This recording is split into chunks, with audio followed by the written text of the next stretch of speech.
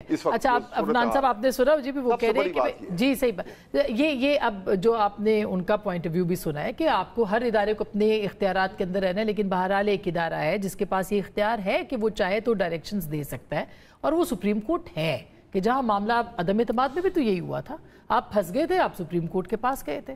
دیکھیں supreme court بالکل دے سکتا ہے، سپریم کورٹ جو ہے وہ کسی قانون کو بھی اسٹرائک ڈاؤن کر سکتا ہے، اس نے کیا بھی ہے ماضی میں، لیکن کانسٹیٹیوشنل امینڈمنٹ کو نہیں کر سکتا۔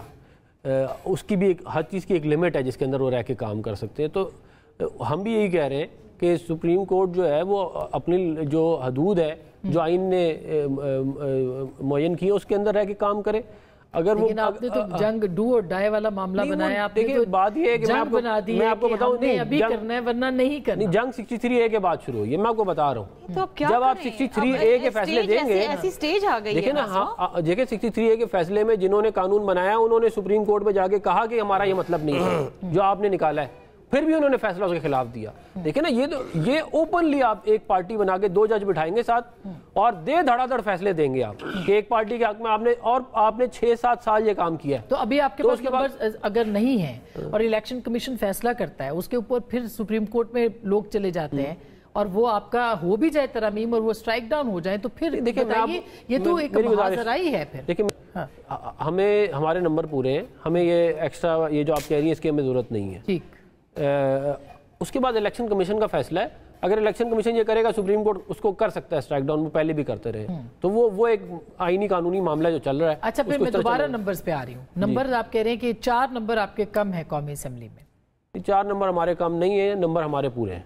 قومی اسمبلی میں ہمارا مسئلہ کم ہے، تھوڑا سینٹ میں مسئلہ تھا، وہ بھی اب ریزالو ہو گیا ہے۔ وہ بھی ہو گیا آپ کا مطلب ضمیر؟ دیکھیں اگر تو ایگریمنٹ مسودے پہ ہو گیا، ٹھیک، اگر تو ایگریمنٹ ہی نہیں ہوا جے یو آئی اور ہمارا اور یہ باقی، تو پھر تو آل بیٹس آر آف۔ اور اس بات کے امکانات ہیں کیونکہ ابھی تک نہیں ہوا، ابھی تک نہیں ہوا، نہ پیش کیا جائے، نہیں ابھی تک نہیں۔ دیکھیں نا، اگر جب ہو جاتا نا کام تو وہ اگر ابھی تک نہیں ہوا، اس کا مطلب یہ ہے کہ کہیں نہ کہیں کوئی نہ کوئی چیز جو ہے وہ اس پہ ڈس ایگریمنٹ، لیکن 95% جو ہے وہ معاملہ سیٹلڈ ہے۔ اچھا، اور وہ جو ڈس ایگریمنٹ ہے وہ یہ لمبا بھی ہو سکتا ہے اور ہو سکتا ہے کہ یہ ترامیم نہ آئے، اس کی پاسبلٹی تو ہے۔ اور وہ ڈس ایگریمنٹ اس لیے کہ 2-4 چیزیں اور واپس آ گئی ہیں جس کے اوپر جو ہم پہلے شروع میں بات کر رہے تھے، سروسز چیف کا معاملہ ہے یا ملٹری کورٹس کا معاملہ ہے۔ دیکھیں اس کے اندر ظاہر ہے اگر ایگریمنٹ نہیں ہوگا، اب بالخصوص جو جے یو آئی کے ساتھ ہمارا، تو پھر تو نمبر ہی پورے نہیں ہیں، پھر تو امینڈمنٹ کیسے آئے گی؟ دیکھیں نا، ان کے پاس جو ہے وہ 5 سینیٹر ہیں، تو ہم تو بالکل we are on a knife edge, ہم تو ایک سینیٹر ہمارے لیے اس وقت بڑا قیمتی ہے، تو ان کی سپورٹ کے بغیر یہ پاسبل نہیں ہوگا۔ اور اگر دوسری طرف سے آئے تو بھی چیلنج ہو جائے گا یہ تو سپریم کورٹ میں؟ کانسٹیٹیوشنل امینڈمنٹ نہیں ہو سکتی، میں آپ کو یہی گزارش اچھا وہ نہیں ہو سکتی کانسٹیٹیوشنل امینڈمنٹ، کوئی اس طرح کی ہسٹری۔ دیکھیں ایک دفعہ ایک جج نے کی تھی اور وہ بھی اگلے چیف جسٹس نے آگے اس کو اسٹرائک ڈاؤن واپس کر دیا تھا، یہ ورنہ تو پھر تو 2/3 میجورٹی اگر آپ نے اس کو بھی جج نے ایک میں بیٹھ کے کرنا شروع کر دیا تو پھر تو آپ مطلب ختم، پھر تو یہ ٹرائکوٹمی آف پاور کا تو نہیں ہوا نا پھر معاملہ، پھر تو جس کی لاٹھی اس کی بینس ہو گیا۔ ورنہ پھر آپ 2-3 دنوں کے اندر نوٹیفیکیشن کر دیں گے منصور علی شاہ صاحب کا، لیکن وہ تو جو پروسیس ہے اس کے اندر جو ہے وہ ہو جائے گا،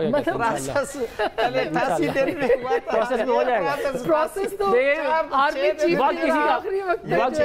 وقت کسی کا انتظار نہیں کرتا، وقت کسی کا انتظار نہیں کرتا، میں کہہ رہا ہوں وقت کسی کا انتظار نہیں۔ اور جو افغان بھائی نے کہا کہ چونکہ انہوں نے 25 تاریخ کی رات یعنی 24 کی رات 12 بجے تک ہو جائے، آپ انتظار کریں گے؟ آپ دیکھیں انہوں نے جب اوت ہونی ہے نا، اس کے لیے اتنا بڑا پروگرام ہوتا ہے، انویٹیشنز ہوتے ہیں، لوگوں کو بلانا ہوتا ہے، رات 12 بجے اگر نوٹیفیکیشن ہوگا اوت سرمنی کیسے ہوگی؟ قاضی صاحب نے تو